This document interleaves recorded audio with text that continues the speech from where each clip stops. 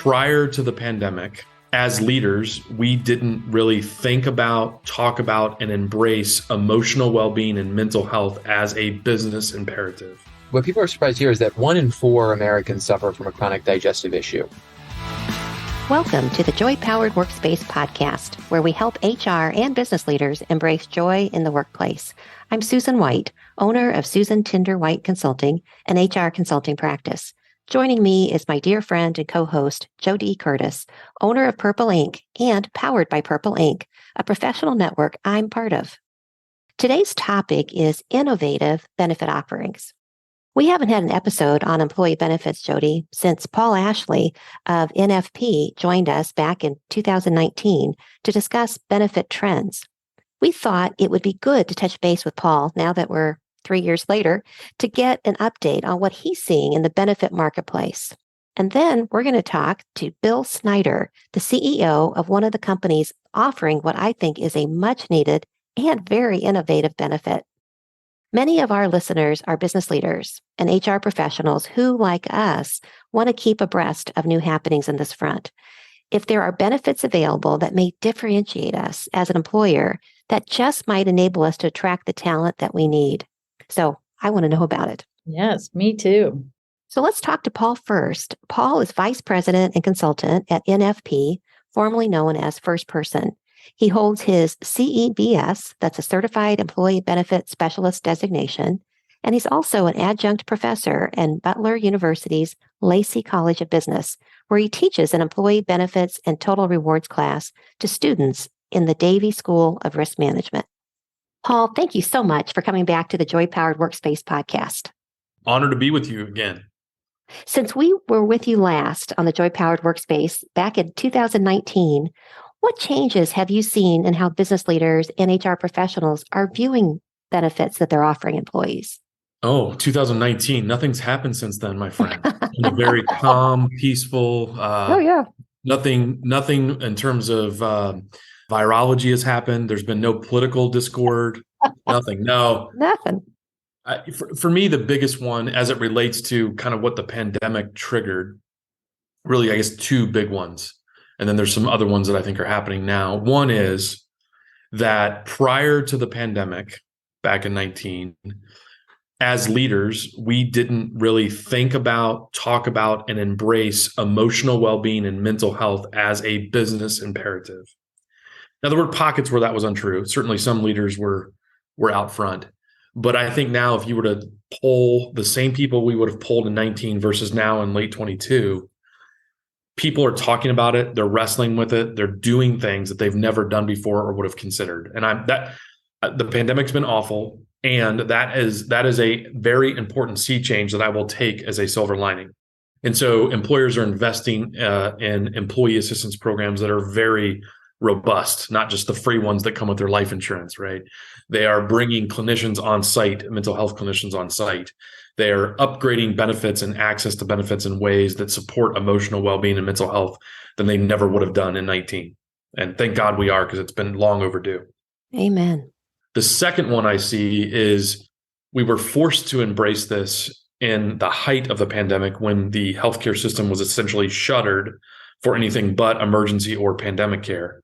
And that is using virtual and telehealth as a way to access acute care, some specialist care, follow-up, and also bridging the urban-rural divide that we have historically seen in access to care, particularly mental health professionals, but really all clinicians. Often it would be that if you lived in a metro area, you would have plenty of clinicians to choose from, particularly in mental health, psychiatrists, psychologists, licensed mental health counselors. If you lived in a rural area, good luck. Well, now with virtual and telehealth, most of those talk therapies and sessions can be done in the same way we're recording this podcast. And so that's bridged that divide using telehealth. Yeah. That makes sense.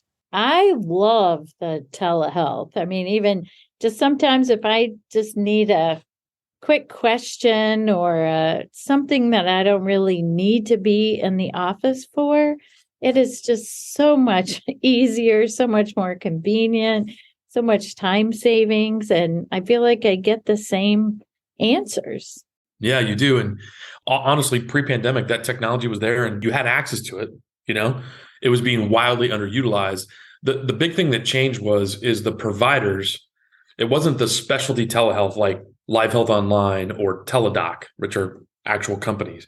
What really shifted in 2020 is then the end user providers that you had a direct office relationship with, they then pivoted to allow telehealth. And now most of them have kept it as a choice. You can either come in office or we can do telehealth. Now, certain things, obviously, you physically have to be present, but follow-up care and ongoing care can just be done virtually, which is way more efficient for both the practice and the end user patient, which, listen, efficiency is a good thing in the healthcare system. It drives out waste. Exactly. Well, and Paul, what are some of the more creative or innovative employee benefit offerings you're hearing about or working with? I'll list three. I'll list them all and then we can go back through them. The first one, which makes me sound really smart when I say it, and you ladies know I'm not smart. It's all duct tape and baling wire. Don't burst our bubble on that. We think you're very smart. Well, you're easy to fool. So the first one is called pharmacogenomics. Pharmacogenomics. I'm going to come back to that. Next one is this idea of gut health and gut science. And there's a particular partner we've used NFP nationally called Vivante Health. And then the last one is a broad category called family support benefits. Let me start with pharmacogenomics. So what is pharmacogenomics? Now, as you know, I'm not a PharmD. I'm also not a scientist.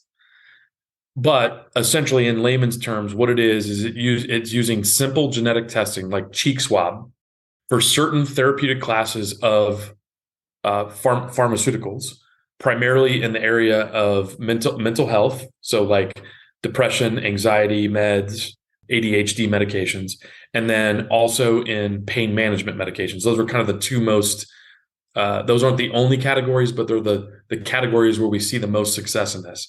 And what it's doing is it's using this cheek swab to then run a pharmacogenomics test to then tell the prescriber and the care team, here is the green, yellow, red within these therapeutic classes. Let's take pain management as an example, that because of this person's genetic makeup and biology, they're going to respond great, okay, or terribly to these medications. So really helpful in pain management. But if you think about it, if you've ever had a personal experience or have a loved one, a lot of times with depression or anxiety medications, it's sort of, try, does it work? Try another. Try, does it work? Try another. And it can take weeks, maybe months to see if it actually works. And then you have to start over. With pharmacogenomics, it gives the prescriber a head start of what to avoid and what to focus on. And so those tests are fairly inexpensive. We see a lot of employers starting to pay for those because it shortcuts and brings people to a better clinical outcome at a quicker pace. And that's, again, more efficient. So that's pharmacogenomics. I'm not going to ask you to spell it, Paul. You don't. Don't even bother. PHARMA. Yeah, close enough. Close enough. Yeah. Yeah. So it's a pretty cool field. It's definitely a Googleable term. If you can phonetically spell it, it'll open up a bunch of research for folks. And it's pretty cool to see. A lot of times it's being offered by self-funded health plans through their pharmacy benefit manager, right? The PBM does this because it's part of them trying to help people get to the right drugs at the right time at the right price that are effective and efficient. So we see it there a lot. The other one is gut science, right? So this idea that the biome that's living inside our stomachs and our intestines, which sounds gross, but it's a kind of a big organism. It's almost like it's its own organ. And there's been a lot of research connecting gut health with overall physical health, but gut health specifically with brain health, right? There's sort of as I understand it, and again, not a clinician, there's sort of this vagus nerve that exists that connect the two. And it's all, I think researchers are still trying to figure out all that there is to unlock there. But if we can help people have healthier guts, and I don't mean just be thin. That's not what I'm saying. Yeah, that might be a byproduct, but darn it. Yeah. Like let's take that, right?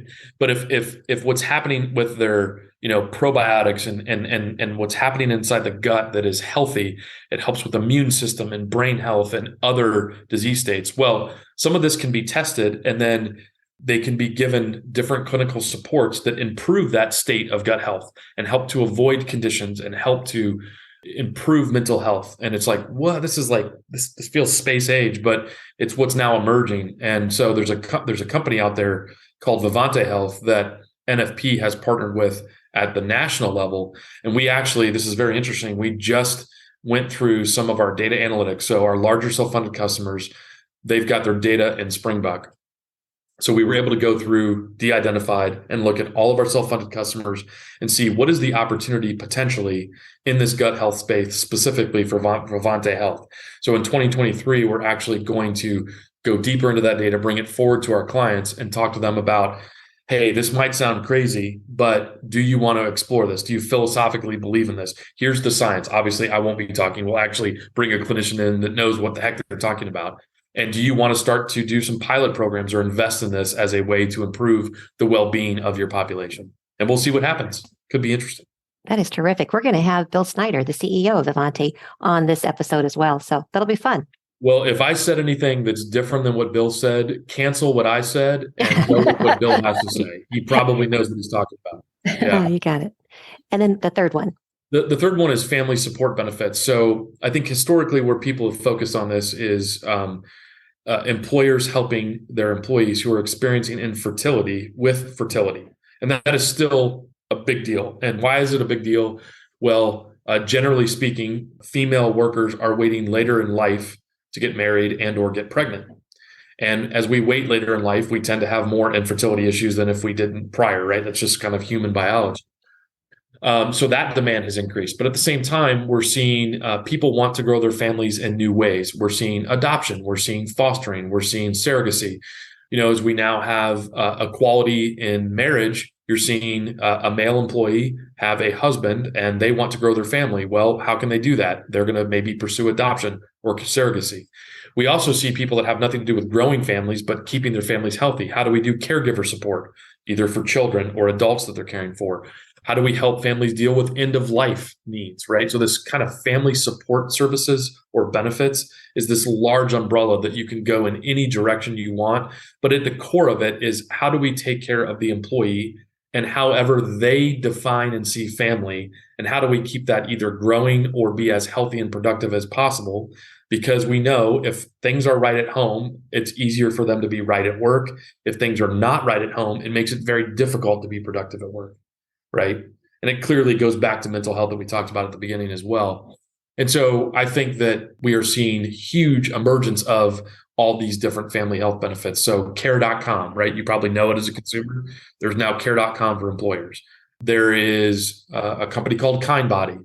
They do this family growth benefit where it could be fertility treatment, surrogacy, adoption support. Doesn't matter how you want to grow their family. They don't ask too many questions other than how can we help? And these are things that employers are sponsoring to help their employees improve their benefits. Yeah, I like it. I just had lunch with a COO of one of our clients yesterday who has 85-year-old parents and her dad is very ill. But she said, if something were to happen to my mom, I would just quit my job. Like that, there wasn't another option for her. Or I mean, she didn't view it as having another option for her. And I just thought, wow. We've got to think about the whole family as part of our benefit offering, or we're not going to be able to retain talent. I think you're exactly right. Think about, I hate to take you back, but go back to March of 2020 and think about all of your peers, colleagues, friends, neighbors, and think about the metadata that came from no other time in U.S. history have more women left the workplace than left in 2020. Right. Right. So it's not so far. If you know that happened in an acute situation, it then makes it a pretty easy leap to think about what your client said about what she would choose to do sort of automatically, because we saw it happen in a macro sense. And I think, let me unpack that just from my personal perspective. I know that when I'm part of a volunteer organization, team at work, whatever it is, when it's egalitarian and there are both men and women in leadership, the performance of that team is always going to be higher when women and men are both involved, because we have different life experiences, different viewpoints. Well, if women have left the workplace in droves in 2020, which they did, and they haven't come back as fast as we've hoped, which they haven't, then the quality of the output of these teams are lower because women are not present as much as they used to be. That is a bottom line business problem, right? So I want to work at a place. I want my clients to have the kind of place where both women and men and all other senses of diversity can feel that they belong. And these family support benefits tend to, because of the structures we have set up in our society, not exclusively, but tend to benefit women staying more in the workforce than they would if these weren't in place. And it's a bottom line business imperative. Right. Yeah, that's right. So, Paul, we did an episode last year about sabbaticals that was really popular with our listeners. Are you seeing that paid or unpaid sabbaticals are becoming more normalized outside of academia? Yeah, it's a great point. Academia and faith-based organizations are where they got their birthplace, right? And I have seen in the last 18 months, I have seen more of my for-profit or nonprofit, non-academic, non-faith-based clients either talk about it, so they're wrestling with it, or start to now implement it, right? And these are in professional service firms like CPA, law, engineering, architecture, places where you think, boy, this would never happen. And they're piloting it right now with their partners, right? Because not that they're more important, but they take on more stress and have less to give when they're in that sort of in that part of their career. And I think the initial reaction that they get as they debate this is, well, if I leave as a partner for 4 weeks, 6 weeks, and have no contact, which is the intent of a sabbatical, like cut off contact on purpose, what would happen? Well, wait a second. It just doesn't come out of the blue. You don't just stop coming for 6 weeks. You plan for it months, if not a year in advance. You equip your team that's already there. You get a fellow partner to be a partner in charge. By the way, it's great for future succession planning because now you're going to have, in an accounting firm sense, you're going to have a manager and a director that have to step up and fill the void. Oh, that's actually great. That's a good thing. That shows strength. That creates depth of bench. And so it actually has a great and intended outcome, which is strengthening the bench. And then the partner comes back refreshed, ready to go. And that team is now more powerful than when he or she left them. That's a good thing. And by the way, the other thing that partners get afraid of is, well, what are my clients going to think? You know what?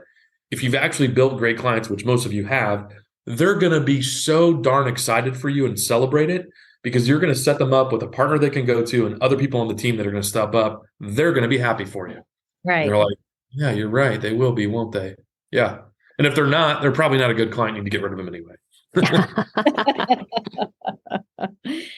Well, and Paul, what should employers consider when they are assembling or refreshing their benefit offerings? Well, I think that no matter what you choose to do, the thing that employers tend to do poorly, even if it's none of these more creative benefits we've talked about, I think the mistake employers make is not having a really solid internal marketing and communication plan. How are we going to roll this out? How are we going to keep dripping this information so that the right employee or dependent knows that this exists for them at the right time? And that's been a historical challenge for employers. They can make great boardroom decisions on what we're doing and not doing, but then they tend to fall flat on their face when it comes to the internal rollout. And so no matter what you decide, from the basics, blocking and tackling, all the way to creative benefits and every point in between, you've got to have a thoughtful internal branding communication rollout campaign so that you and your employees get the value for what you're investing in. Nice. Yeah, makes sense.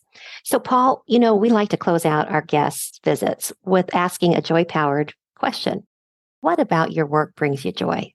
Somebody asked me a very similar question to this yesterday.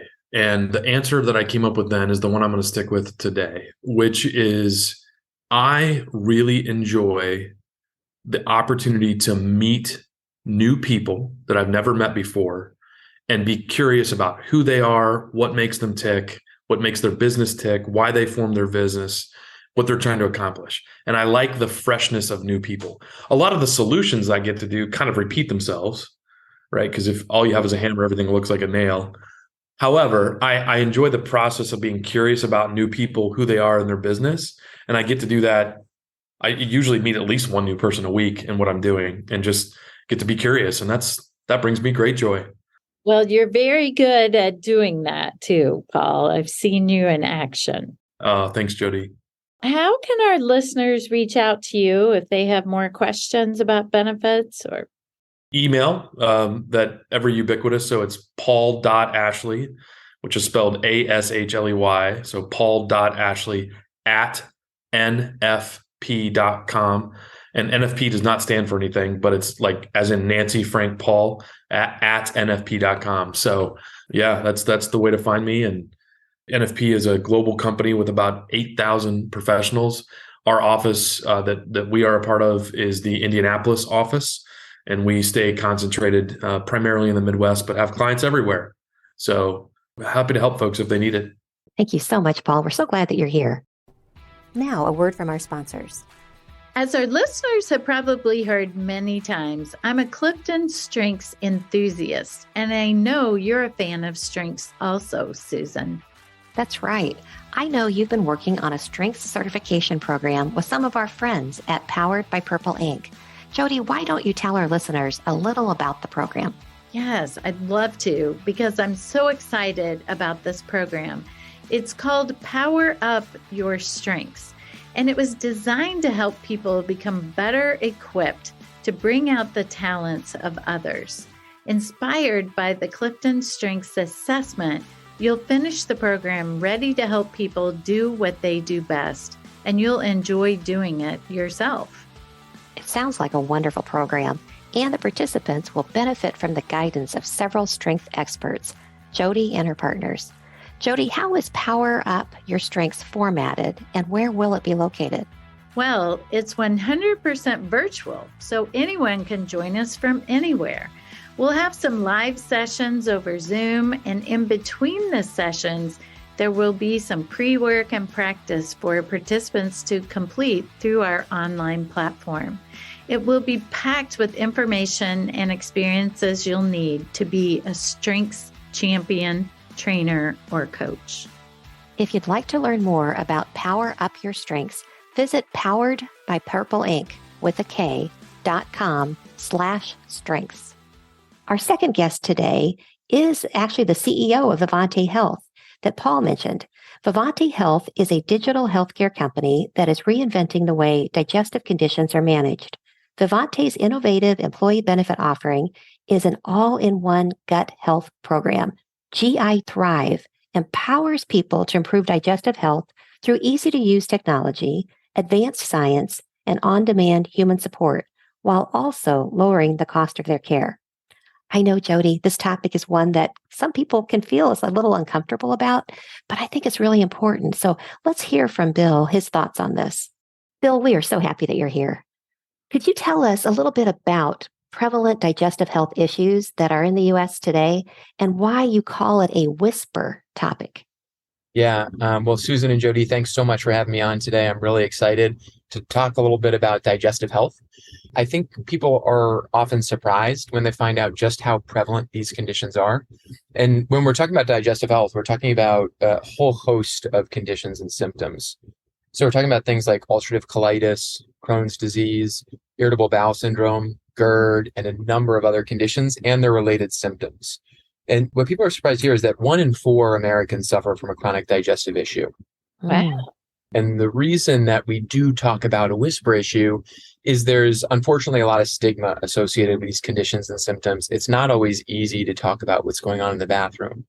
So what we find is, in addition to people who are suffering from these physical symptoms, there's oftentimes a feeling of isolation along with it as well, because it's difficult to talk about. So sometimes that leads to people either avoiding care, putting it off, and just having a very isolated experience. So we're looking to improve that and to help those individuals. I love it. I am surprised at those statistics, though. I had no idea that many people.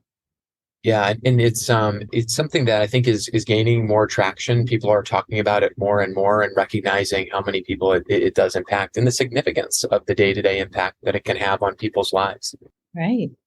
Well, how did these digestive issues affect employee productivity and absenteeism? They have a really big impact. And as you can imagine, when you think about kind of the day-to-day experience of living with these symptoms and conditions, imagine an individual who every day when they show up at work has to think about proximity to the bathroom and has to think about timing meetings so that they can have access to the bathroom. And that's really, really difficult. I mean, we have stories of individuals that we work with that would leave the office because they were so self-conscious about utilizing the office bathroom. And so you just think about the mindset and the pressure that puts on people. And so we know that there's a huge impact on both presenteeism and absenteeism, and just on the day-to-day life of the individuals who are suffering from these symptoms and conditions. Yeah. I think hopefully they've come a long way, but I had a friend probably 20 years ago who was diagnosed with Crohn's. And of course, she'd been struggling for a while, but when she got the diagnosis of Crohn's, she was a school teacher and she just immediately quit her job because she said, she was elementary school and she said, I can't leave my classroom. And that was it. There was no discussion, thought. She just immediately quit. It's those stories that unfortunately we hear day in, day out, with people experiencing similar impact on their lives, on their livelihood. And, we think about it in terms of the workforce, and then you think about it in terms of just your life, being out with, if you're trying to go to the park with your kids, but you're fearful of how long you can spend with them out of your home. We hear just day in, day out of people looking for solutions and looking for help to alleviate these symptoms so that they can live their lives. Yeah. Can you talk a little bit about how these issues affect employer medical costs? Yeah, absolutely. So digestive conditions and their symptoms are definitely a big driver in terms of spend for employer costs. So on average, an individual with chronic digestive conditions spends over $17,000 in terms of medical and pharmacy costs per year. And then on individual cases, it can be much, much higher. We also know that studies done by the CDC and the National Institute on Health have shown things like digestive health as being a leading cause for emergency room admits. So these digestive conditions are often associated with abdominal pain. And so undiagnosed abdominal pain, many people end up in the emergency room because they're not quite sure where they need to go, what they need to do. So it's definitely a major cost driver. And I think that there's great innovations and great work being done to try and mitigate some of those costs. But today we're definitely seeing it fuel a number of medical and pharmacy costs as well.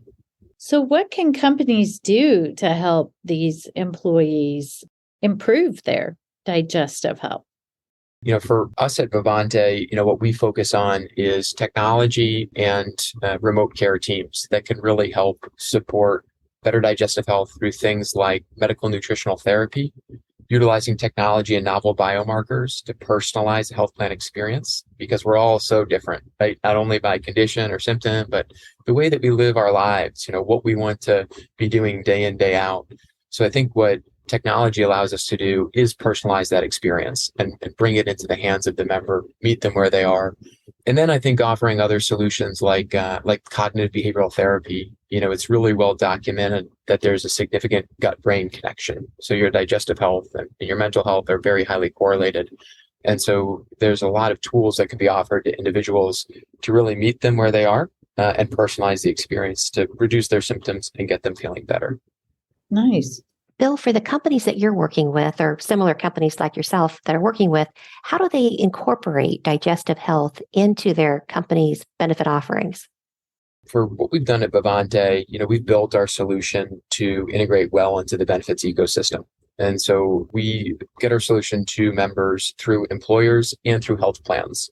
And so currently, one of the things that we've made sure of is that we are not a siloed solution, but that we can do some cross collaboration between other solutions and between other members of the care team, because we want to make sure we're exchanging information and getting data back and forth to providers if they're working with a clinician, or to other point solutions if they have other conditions. So I think for in Vivante's case, we're always looking to work with new employers, work with brokers and consultants, and with health plans to help make sure that we're providing this service to individuals in need. So I think for HR leaders, I always say, I feel like HR leaders have so much on their plate. They are oftentimes a team of one, or even if they do have a team, they're working through everything. Everything seems to land on on their table, on their plate. So what we certainly try and do is make it as easy as possible to do things like integrate into their health plan, bill through claims, so it's not a increase in admin fee. Make sure that we're doing things like going at fees at risk 100% for financial return, so that they're not having to make a difficult decision on a solution that they know provides value to their members, but they don't want to incur additional cost. So I think it's those key things, is making it as easy as possible for the HR leaders, because they just have so much on their plate today. So just to dig into that a little bit more, so a lot of people in Indiana are on Anthem insurance. So you might, if we had have a plan with Anthem, then that just might be embedded into the plan. Yeah, JoDee, it's a great question. So that's certainly the intent, and we're working with some of the major plans today where we're embedded, and then the employers can say, hey, because I'm working with one plan or the other, I may have this Vivante offering as part of that plan. And it will vary depending on the funding and the state, but you're exactly right. For HR leaders, what we're working to do is get embedded in that plan so that it's easy for the HR leaders to then give that solution to their members. Nice. Bill, we're the Joy Powered podcast, so we always like to ask a question about joy at work. What's one small step or change you made during your career that boosted your joy at work? Yeah, so JoDee and Susan, I think this is why your podcast is so exciting to do, because it's about joy, and what's better to talk about than joy. And so I think for me, it's really about empowering my team. I'm a big believer in culture being driven by the entire company and organization. And so by committing to, hey, we do want to have a fun culture that is built around supporting people, helping the members we serve, but supporting each other, I think that allows people to really engage in building the culture. And as an example, our care team came up with an idea that's called Spark Joy. I like it. I thought you both would, where they're thinking about how do we spark joy in someone's life every day. And there's all different ways that they'll do that. Some of it is, we'll put money as a company if someone needs it can be a little thing, right? It can be a little gift card for achieving a milestone in the person's mission to improve their digestive symptom. So there's all these different examples. It could be a handwritten letter from a care team member to somebody who's going through something. And that can be internal across teams or to the members we serve. But again, this is not a Bill Snyder idea. This is an idea driven by our team, because they're the ones that come up with the most amazing and incredible ideas every day. It's a great idea. Yeah, I love it. I do too. So Bill, how can our listeners contact you or Vivante Health if they're interested in learning more? Yeah, absolutely. So they can go to our website, which is www.vivantehealth.com. And then they can also absolutely reach out to me. And so my email address is bsnyder, BSNYDER, @vivantehealth.com. And we would love to connect with any listeners about the work we're doing in the digestive health space. Oh, that's wonderful. And we're going to put this information in our show notes. But if we have a listener who can't wait to look, I want to make sure I spell Vivante for you. It's Vivante, Vivante Health. That's correct. You got it, Susan. All right. Thank you so much, Bill. Thanks for being here. Yeah. Thank you both. Really appreciate you having me. I'm so interested in all of this. So good for you. Thank you both. It was a joy being here. So I appreciate the time. JoDee, I found both Paul and Bill so interesting. I think they kind of opened up my eyes about how focused employee benefits are becoming around the health of their employees. Companies really care about the mental health, the physical health, the ongoing sustaining health, while they're figuring out how do they be more efficient and cost effective at doing it. Yeah. And I just I've never heard of this research being done or this new offering to look into people's genes and see about their treatment. I'm fascinated by that. And I'm also fascinated, even though, I mentioned I had a friend a long time ago, but I know several people who have some pretty major digestive issues. And yet to hear that a company is just solely focused on that, I'm amazed by that. And I love it. Me too. I think it could help a lot of our employees. And I think about the people who miss work, or even if they're at work, they're uncomfortable because of the digestive issues. Man, if there's, resources out there that can help them, I'm all for it. So I think it's a great benefit offering, as are the other things that we've been talking about today. Yeah. Susan, this question came to us from a listener of our August 2022 podcast. They said, what are some example suggestions a person could take to their boss or HR to find a way to overcome burnout while continuing to work? I love this question, JoDee. It's kind of the opposite of quiet quitting. It's loud, re-engaging ideas, right? If you're feeling burnt out and you want, for a lot of reasons, you may want to stay at the employer you're at, and voting with your feet to leave just isn't viable for you. So I think I would really first start with talking to my manager. I would want to plan out a conversation with him or her and talk through the points I want to make in this meeting. And I think I'd probably start with, I really want to be here for the long term, and let them know. I mean, I'd start with, thank you for hiring me. Thank you for putting me in this role. I love it here. I want to build a future. Because what you do there is you, I think, take away the fear, like, she's here to quit or she's starting to disengage on me. No, let's put it on the table. I really want to be here. I think I would talk about the value I bring. I believe that I'm doing a good job and on the work that's assigned to me, but it's not energizing me. And I know those words can feel emotional, but you're feeling emotional. And I've confirmed in their minds that I'm in the right place and that they've got somebody who's a good performer, but I'm not being energized or feeding my passion or keeping me as engaged as I want to be. Whatever words I think works for you. And then I'd say, I would love to explore with you ways to use my strengths here more. Using my strengths and doing what I enjoy could be a real win-win for this company. The path that I'm on in the role I'm in, is that I'm going to get the work done and the commitments delivered, but I don't think it's sustainable given my level of satisfaction. As an employer, I would love the employee coming to me early into this before they've burnt out, right? Right. So many times people just get frustrated, they get burnout, and they just quit. And maybe they've even already found a new job. So staying is not an option. And I've done that myself before too. I've quit roles where I didn't go to my manager or leader and say, hey, I'm ready for something new here. What a disappointment that I'm sure after all they invested in you, that you left. And I think that's what most of us do. So having this kind of put it on the table discussion, and after you've said that it's not sustainable, I know that if I don't start using my strengths more or make change, I'm not going to be here for the long term. And that's not what either one of us want. Let's talk about options. And then the options, I would come in there with some plans. What could we change about the role I'm in? What cannot change about the role I have? Is there other people who maybe this is their time to learn these things that I could help transition work? And then I'd ask them, where do you see my next move? And what could we do to accelerate maybe the timing on that? I think it's worth the risk. I honestly do. Listener, I hope that's of some help to you. Yeah, great advice. In the news, Preply.com noted in an article dated August 20th, 2022, that they had surveyed 1,500 Americans to find out which cities swear the most.